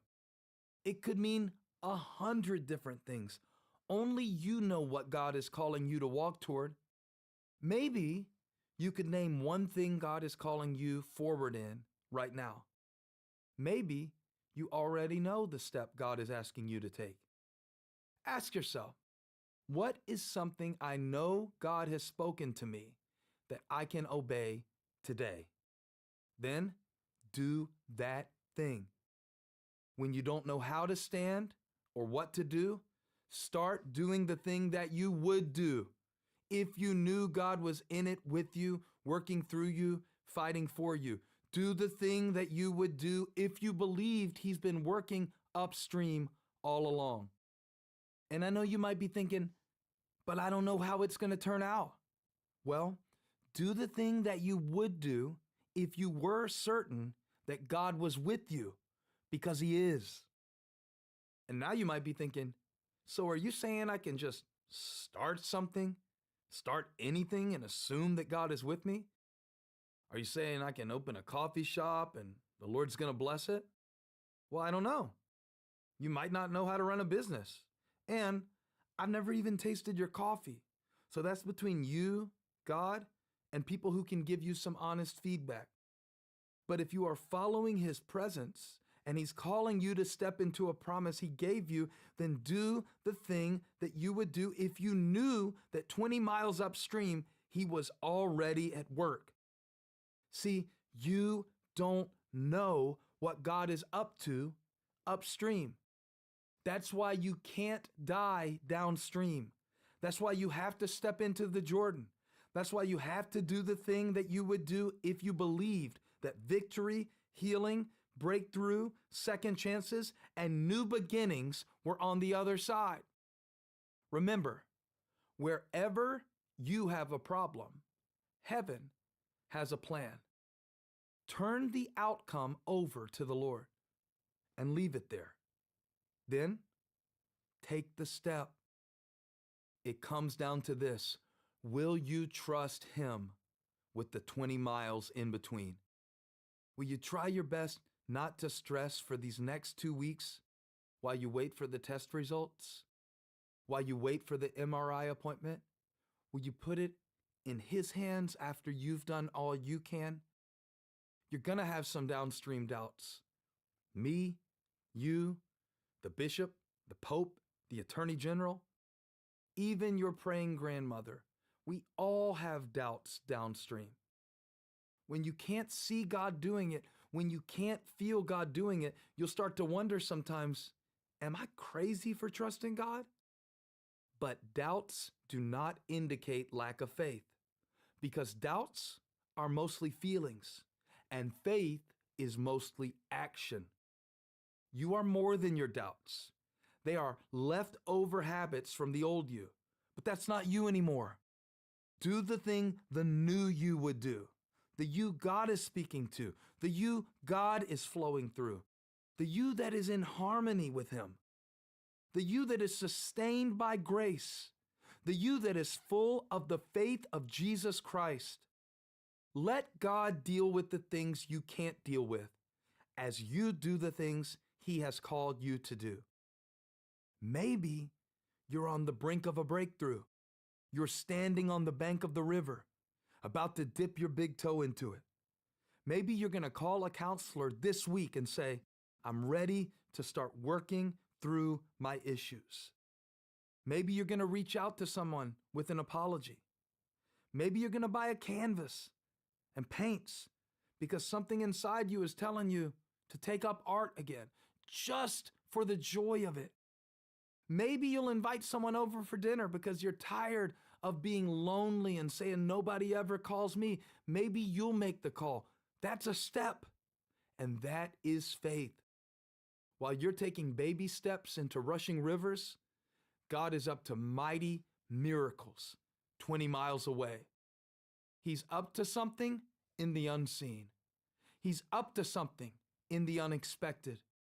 He's up to something in the hidden place. He's up to something in the shadows. You can count on that. It might not happen in the next 20 minutes. It might not happen in the next 20 days. The time frame is God's business. But if you can believe Him, if you can take the steps the new you would take and do the things the new you would do, you're going to see a miracle. What is starting at this moment didn't actually start at this moment because God was 20 miles ahead of you. And God will give you strength to match every one of your steps. Don't turn back now. You can't control the river, but you can walk toward it. You can step into it. And when you do, you will see the fulfillment of what God has already set in motion. 17. Make peace with.